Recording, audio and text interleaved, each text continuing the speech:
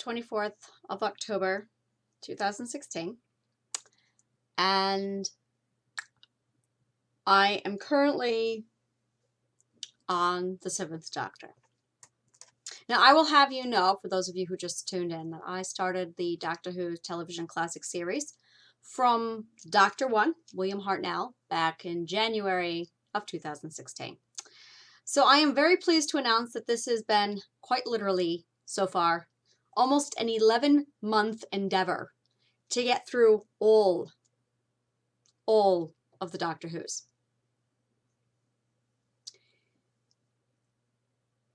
Last time I updated this, I had just finished with Tom Baker and had started Peter Davison. So, and I always have a thing where I watch a Doctor, I finish a Doctor. After the Next Generation, I take a day and I talk about that Doctor. It didn't work out this time because when Peter Davison regenerated to Colin Baker, my family was on vacation, and then I went on vacation myself, and then I came back, and then the kids were out of school. So I didn't really have that time where I could sit here and talk to myself. So I'm behind in my Doctors, and I have yet to figure out if I want to combine Peter Davison with Colin Baker. So maybe halfway through this, I'll figure that out, and I'll either cut it short there and I'll continue. I don't know yet. So that being said, Peter Davison. So I'm at a point now that I've started the 7th Doctor where I have figured out exactly what it is that makes the Doctor what and who the Doctor is.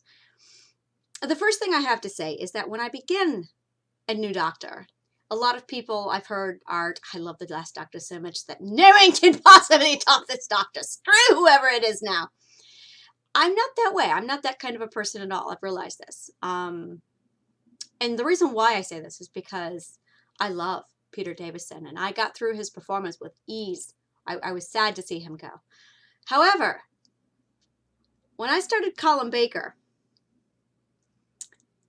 if there was ever a moment where I was going to say, I'm done, I don't want to know anything after this Doctor, it would have been Colin Baker. It would have been Peter Davison.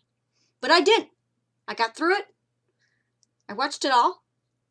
And I'm now at Sylvester McCoy, 7th Doctor. So I'm going, all right, I know what kind of a viewer I am. I am the Whovian who can watch a Doctor, appreciate who and what he is and what he's done with the role, and dissect how it's going to later translate to the modern series, which I'm coming to, because that's really a whole nother topic in itself. So I'm curious, I'm interested. I'm not one of those persons who I loved so-and-so's performance so well that the rest of them just go to hell. No, I'm not that at all. So that being said, what I do instead is I'm on this thing where I watch and I wait. How long does it take for this actor to find the role and make it their own? And this is the funny thing. Every Doctor Who character, every Doctor Who actor who comes in to play the Doctor doesn't get to make it their own. That's like against the rules. You can't make it your own because really Tom Baker owns the role. Everyone else is just a copycat after him. No offense, but seriously. So, and it was funny because this is like one of the things that I look back at in the most. Being somebody who knows William Hartnell and Patrick Troughton and John Pertwee, Tom Baker, Peter Davison, Colin Baker, and Sylvester McCoy. I have cheat sheets just every now and then. I'm good with all of them. Colin Baker really just, that's a name I really struggle putting in my mind for many, many reasons. So here's how it goes. When I first started watching Doctor Who, and this is very much where I am now, let's rewind a couple weeks, where I was with Peter Davison looking back, and this is something that very much, more than ever, since Tom Baker, has been going through my mind. When I started Doctor Who, I watched the Doctor with William Hartnell, and my first impression was, what? This is the Doctor? This is what everyone's like, oh, you gotta see this. Okay. And if you have not experienced William Hartnell, you need to. Like, of all the characters, of all the Doctors, he is the one you need to see. And the reason why I say that is because of all the characters, He is just not the Doctor, ironically. I think with the first Doctor, though, it really sets it's an honorable, you are the first, we respect you. But let's take a moment for his performance. First of all, when they brought in William Hartnell, they had no clue they were going to regenerate the Doctor. They thought the show was going to run for like 3 years.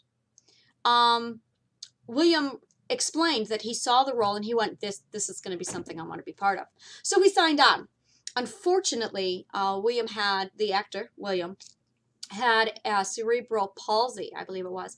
And I talked about this in my video where I explained that because of his ailing health, he had to pull out of the show. But he did so at a time when the show was at its peak, so far, at its peak premiering. So to keep the ratings going, they wrote it in that he regenerated, and that allowed them to trade out actor upon actor upon actor to replace William Hartnell.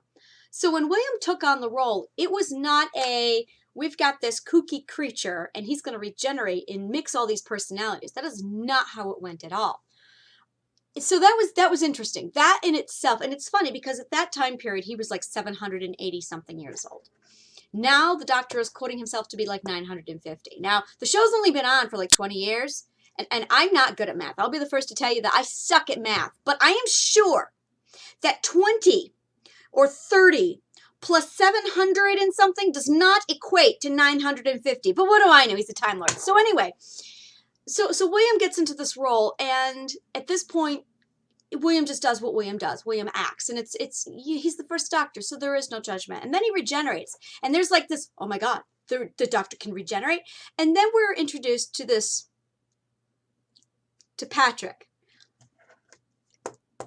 And I still remember Patrick. I still hear run, and he takes off, and I'm going like there's something with Patrick. As much as I love Tom Baker, looking back, there is still something about Patrick.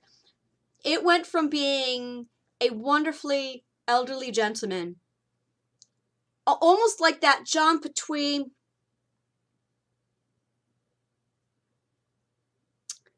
Okay, that's all I got. It's definitely a sophistication. Very much a sophistication. I cannot remember, but I think William Hartnell did a whole lot of quoting Shakespeare, which is important. And I want to sit on that for just setting that aside.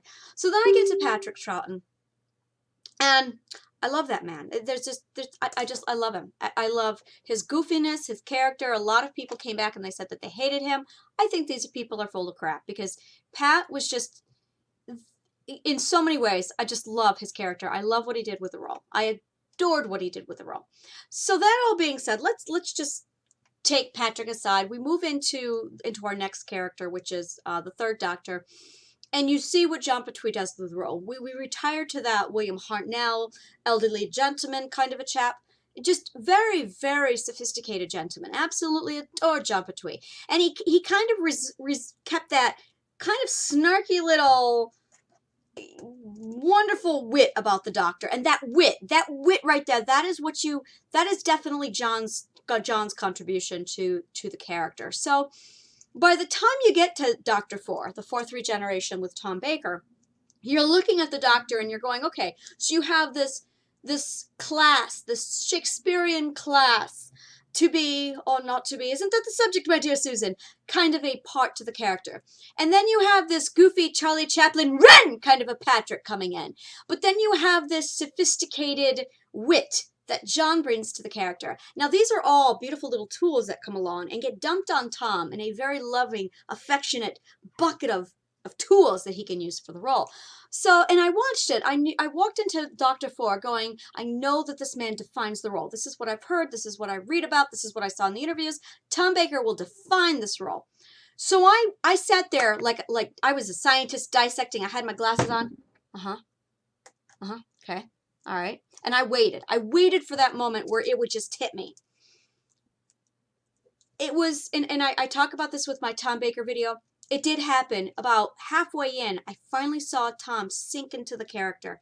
He had his hands in his pockets, his jacket was pulled back, and he's just walking all over the TARDIS like he knows it like the back of his hand, which of course he does, but that's not the point. The point is, he just, the strut that he adopted, the demeanor, everything about Tom Baker just clicked in that moment, and I went, that's my doctor. So that being said, now I shelve all of that. I get to Peter Davison, and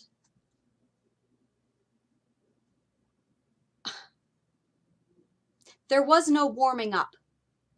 There was no warming up with Peter Davison. Of all the regenerations, this one does not go well. I'm going to be telling you, spoiler alert, so this one does not go well. He regenerates, and he does, there's problems with the regeneration. He's unconscious. He has to get placed in the 0 room, which is finally first introduced. K9 is taken out of the picture. There's like 3 K9s, and all 3 of them get dumped off at different locations through time. I think we're up to our 3rd K9 now, and that one got dumped off elsewhere. So there's one on Gallifrey, there's one with Romana, and there's another with flown around. I can't remember. But we're through our K9, so at the moment there are no K9s. And he gets placed in the 0 room where the Time Lord can regenerate. It's like a medical healing room for Time Lords and a TARDIS. And my first impression, as they're trying to, in the process of trying to get him to the regeneration to the 0 room, he starts off in the console room, and the next thing opens up. Well, actually, no, they're in the middle of a field. He regenerates. They pick him up. The companions carry him into the TARDIS. He's out cold. The season finale ends. The next season opens, and then there's this string. The string is just everywhere. And I cannot remember the companions' names, but they find it, and they do this, like, where does this lead? And they find that they get down to, they just follow this path of yarn. And there is the doctor at the end of his yarn, unraveling the last of his 20-foot scarf. I fell in love with him, like right on the spot. I'm like, he's the doctor. And like instantly, there was something about this character that just, boom, he hit the roll. Within 5 minutes, I looked at him and went, oh, he's got Patrick in him. Okay, definitely see Patrick. He's got Tom Baker. Within like 2 minutes, he put his hand in his pockets and started strutting around like Tom Baker. But here's the beautiful thing. He also has the wit of David Tennant and that chip of Matt Smith. So I'm looking at him going, yeah. So Dr. 5 is a combination of Dr. 2, Dr. 4, Dr. 9, and Dr. 10. Now, how he pulled this off, I don't know, but he did. Okay, there is a possibility that Tennant and Smith pulled from this doctor so well that, damn, I swear to you, it's the same person. It's insane. Like, sit down, watch the first 3 episodes with Peter Davison. He changes his outfit, and then there's like an arc, and at the end of this first arc, he pulls out a celery. I'm trying to figure this one out still. And he Velcros it to his shirt. I mean, I don't know what's going on with this celery. So this celery is like, there's no Velcro strip. You don't see Velcro strip. There's no pin. He just picks it up and it stays. And randomly, there's this one part where it's kind of looking a little wilty, and I've yet to figure out if it's real celery or not. It looks like real celery. I think it's real celery. He eats it, so it may be real celery. Anyway, at one point he goes up, he's at a buffet, and there's clearly a thing of stock celery, because that's just something you lay around at a buffet table. But he comes over, he picks off the one off his shirt like it's nothing. He he sets it aside onto something like on display. Then he picks one out, a fresh one, puts it there, and just pats it, and it's there. So I don't know what the heck is going on that his celery is just Velcroed magically to his chest. I don't know, but it's there. And it moves! That's what I loved about this doctor. His celery moves! So every time you begin an arc, you're going, is it going to be on the left side today or the right side? So it was something I looked forward to. So, no, he was Peter Davison. Oh, I loved him. I loved him. So, yeah, he definitely, and there was one moment, I can't remember what it was, but at one moment, he just, okay, on the count of run. And I'm like, oh, it's Patrick all over again. And then he slipped something in there, and I swear I was watching Tennant and Smith. So, oh my God, I cannot believe how much, and it's not like Okay, let's pretend for just a moment that there really are such things as Time Lords, and the Doctor has really transformed way into our future, and then he watched Doctor Who in his future. Looking back at our Doctor Who, he saw David Tennant and Matt Smith, went, so this is, okay, all right then. And then he took the TARDIS back to his time period, back to 1980-something, and started mimicking the roles of what was to come in 2005 and on. I swear that's what he did. So, hypothetically, let's assume for a minute that that's what the Doctor did. He separated the two personalities. It's not like Matt Smith and David Tennant are like one and the same. They are very clearly two different personalities, and he nailed them both. Like, dude, that is how awesome Peter Davison is. Oh yeah!